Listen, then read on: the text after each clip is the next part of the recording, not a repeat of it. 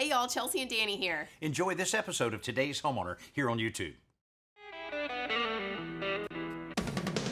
Today's Homeowner with Danny Lipford. Real projects for real homeowners with real solutions. Information and inspiration on improving your home from professional remodeler Danny Lipford. Hey, I'm glad you're with us this week. We're taking a look at something that almost every homeowner will have to face at least one time in the life of their home, and that's re-roofing. Now, we'll take a look at what's involved in removing the shingles, applying the builder's felt, all of the metal, everything you need to know about re-roofing your home. Then a little bit later, we'll look at something we're hearing a lot about these days, metal roofing for homes. We're really seeing that being a very popular trend. And a little bit later, we'll look at some of the new materials that have been introduced for your home over the last few years. Don't go anywhere.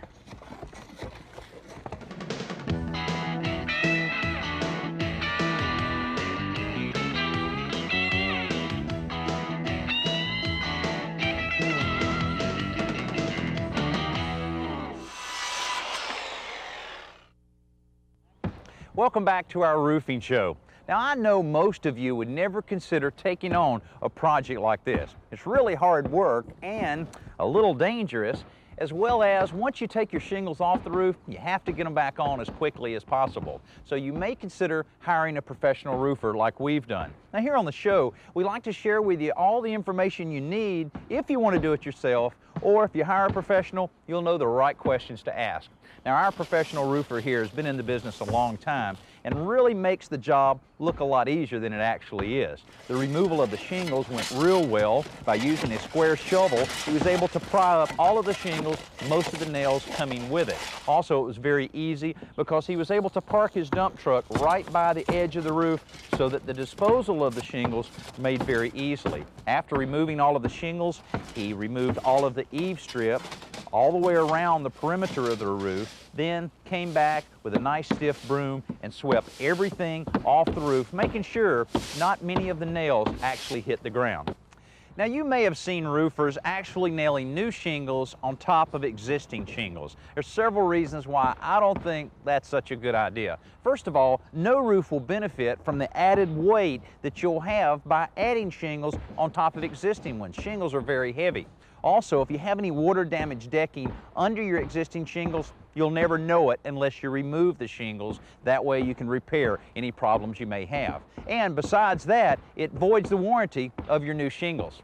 Now, after they finished sweeping everything off the roof, they were able to start installing the 15-pound building felt. They start rolling out the felt at the bottom edge of the roof. Now, it's important to lay the felt as flat as possible, nailing it every few inches at the overlap point. Now, the lines that are on the felt really help to keep it nice and straight. Now, they continue the installation of the felt until they reach the top of the roof. Next, after trimming the excess felt around the perimeter of the roof, it's time for the new eave strip metal. Now, there are several different types of eave metal that is commonly used. The one we're using is called Style D. At each corner, the metal is cut to allow the roofer to bend it around. Now, after all eave metal is finished, they install roll metal in the valley areas so that shingles can be installed over the valley a little later. Now the fun part, nailing on the shingles. Now, the main thing about installing shingles is to keep them nice and straight. And the way to keep them straight is a few chalk lines, as you can see on this section of the roof. Now, the first chalk line down at the edge of the roof is 11.5 inches away from the eave metal. Now, shingles are 12 inches wide. This will allow a 1/2 inch overhang, which is very important. Then, every 10 inches all the way to the upper part of the roof. That allows for a 2-inch overhang.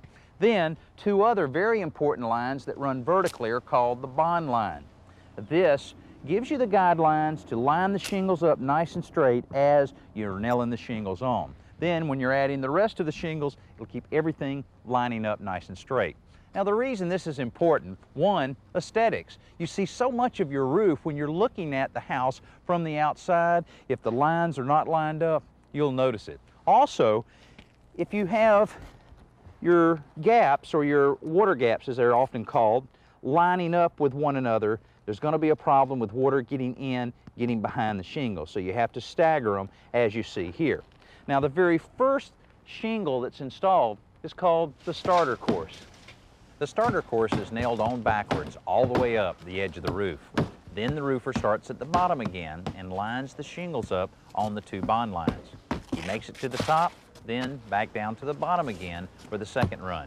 Now this continues all the way across the roof. Now after all of the shingles are installed, the overhanging shingles are trimmed using a hook-bladed razor knife. Then the finishing touch is the ridge caps that are cut from a full shingle. Again, nailed on, nice and straight, and this job is complete. Well, the roofers have completed all of their work, and they really did a good job. All the lines are nice and straight, the edges have been trimmed, the valleys on the back part of the roof have been cut just like you need to cut a valley, all the roof jacks have been replaced, and just as important, they did a good job in cleaning up all the spare nails that can escape some roofers and inevitably end up in someone's tire. Also, the project took a little more than a day for them to complete. Now, roofing costs vary widely across the country. And to give you an idea what this roof cost, the materials itself, first of all, is a single tab asphalt shingle with a 20-year warranty. They cost around $20 to $25 per square. Now, a square is a very common unit of measurement used in roofing, and a square consists of a 10-foot by 10-foot area, or 100 square feet. Now, to remove the old shingles and nail the new ones on, including all of the eave metal, valley metal, and the felt paper underneath, cost an additional $45. So, in round numbers, you're looking at approximately $65 per square for materials and labor to replace this roof. We had a little more than 20 squares, so you're talking about a total cost of around $1,400 for this roofing job. But like I said, it does vary real widely across the country, so make sure you get all those prices when you're getting your roof replaced. Now, like I say, this is an asphalt roof, but there's a lot of other materials that are available for re-roofing your home. And one that's really gaining popularity, metal roofing. John, that's just an amazing machine. I'm with John Blackshear, who's with a company that sells a lot of metal roofing. Now, John, first of all, what is this we're looking at now? Danny, what we've got here is a two-tiered roll former. We run a residential panel through the top and a commercial panel through the bottom. On the far end, you'll see four stations for coils, where we can hold 40,000 pounds of coil. The machine shears it in the middle to exact length, and out it comes. Now, I know over the last few years you have seen a lot of metal roofing going out of your store here. What's causing this popularity in residential metal roofs? There's a lot of different reasons. You know, the cost has gotten so where it's not prohibitive to put a metal roof on anymore. You've got a savings in insurance.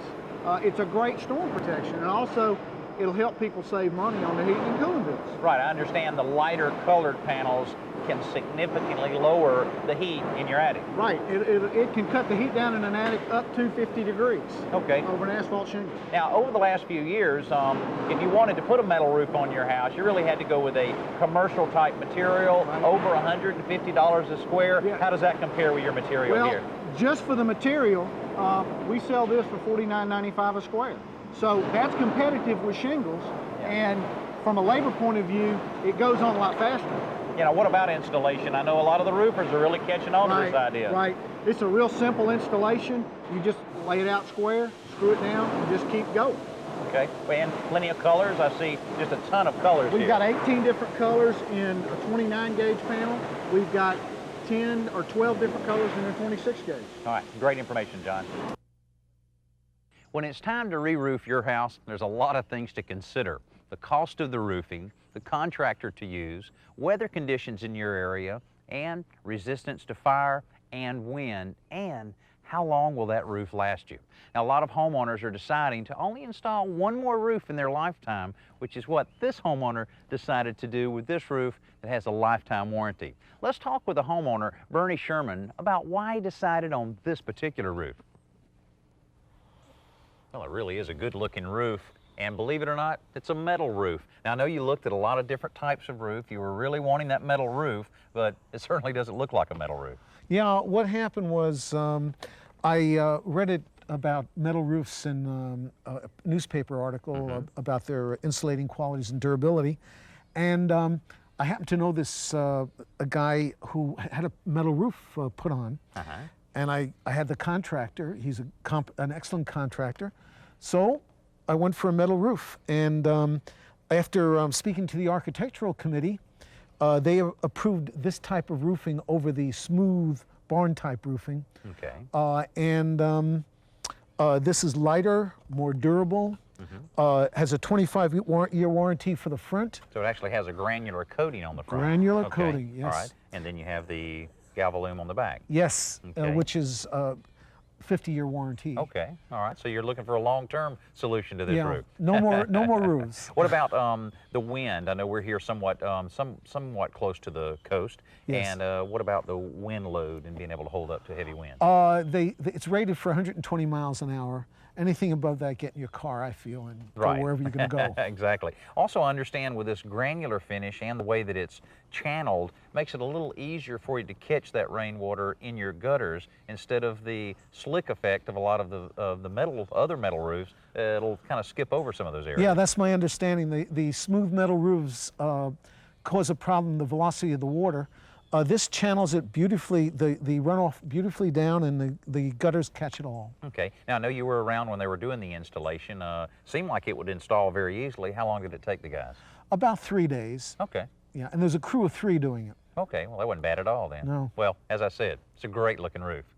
Now, if you're looking for that long-term solution for your roof, there's dozens of options out there besides the metal roof that we just looked at. Now, I've assembled just a few of them to give you an idea of what I mean. Now, a lot of manufacturers are starting to use more natural materials, mixing with fiberglass to reinforce it to create some very nice looking material. You can see a line of it right here.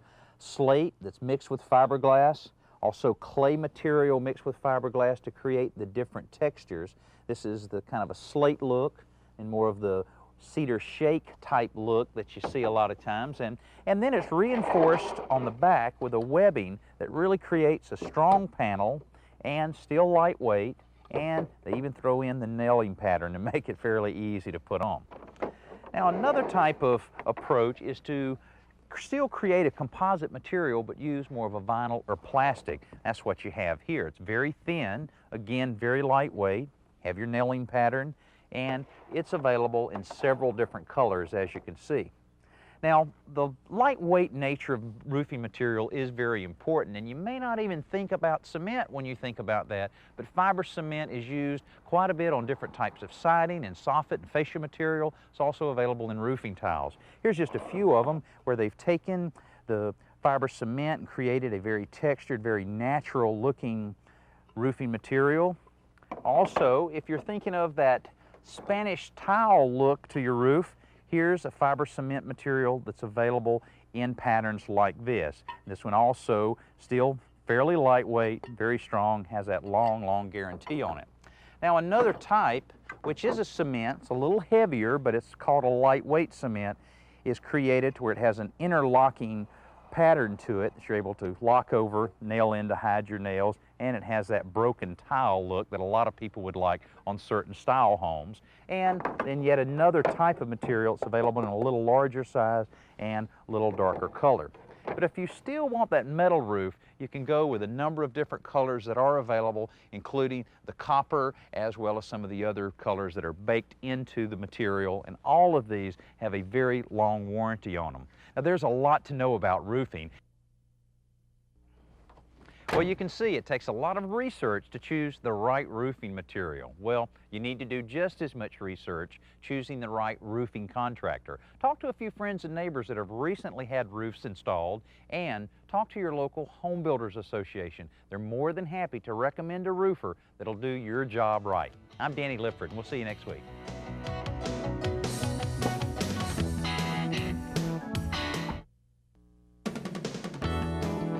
It's time to pick up a few tricks of the trade from Danny and home repair expert Joe Truini in this week's Simple Solution.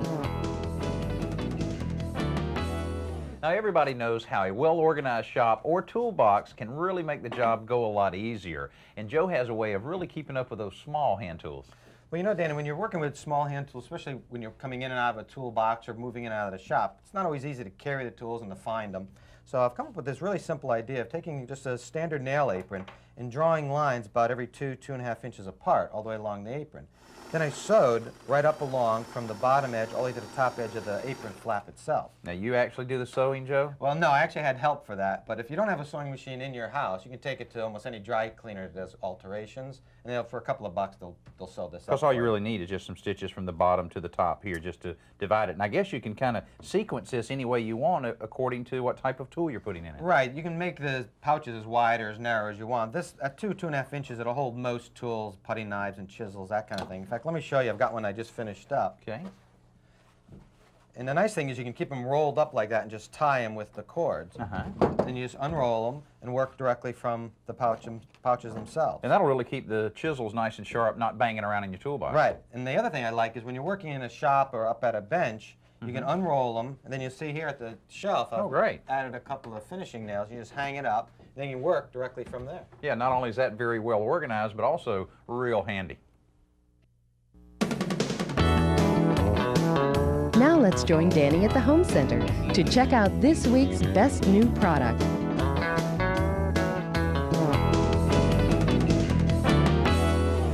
Now, plumbing's not my favorite chore, and I'll bet it's not on your favorites list either. But you know, it's made even worse when you're trying to do a simple little plumbing chore around the house, like replacing your bathroom vanity faucet, and you come to the store and you see so many different supply lines. The challenge is to find a supply line that'll fit your faucet and all the different size cutoff valves that you may have under your sink, behind your toilet, and throughout your house. So the way to solve that problem is right here.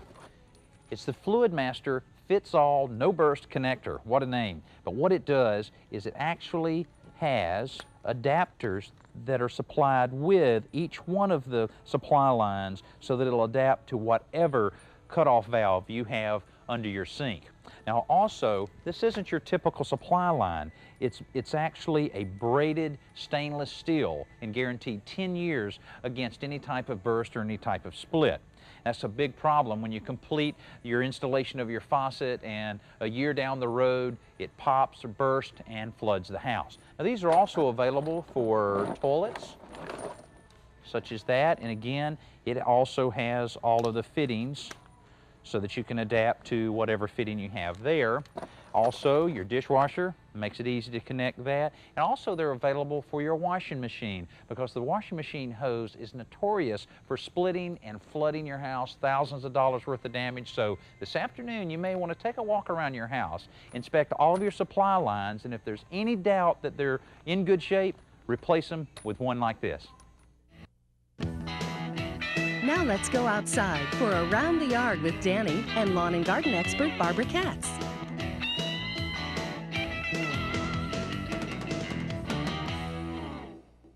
Today's homeowners are so busy with all their activities that it's really pretty hard sometimes to cultivate an entire garden. But you know, you can bring beautiful plants up close to you on your deck or your patio through container gardening like this. Now I have a lot of these containers out on my patio, but the problem is I'm stuck watering them every day. But Danny, you can't have your cake and eat it too. They do require a little bit of maintenance, but I'm going to give you just a few little tricks of the trade that might cut down on some of the watering. The first one is you can take a plant like this and get maybe a little bit of peat moss and layer it into a larger pot. And then just double up on those pots, because what that's going to do is it's going to reduce the evaporation that happens, and that will help the plant.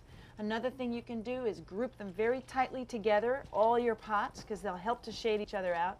And if you can even find a spot where you've actually got some natural shade, that cuts down on your water straight away. Now what about the containers you use? I know this is kind of a plastic material instead of the regular terracotta type. Well, all of these plastic pots have become so popular. They have some beautiful ones out there, and they're just a win-win situation. They don't wick the water away from the plant, and if you live in a place where you get frost, they're going to be just fine right straight through the wintertime. Okay, all right. What about some other tips? Well, the one thing I just want to tell you for sure is that when you've got plants in containers, you've got to water them twice, every time you water them. First time you water them, the soil is just expanding, and it's not going to get all the way down through the whole pot or through all the roots. So just give it a second pass every time you do it, and they will thank you for it. Great.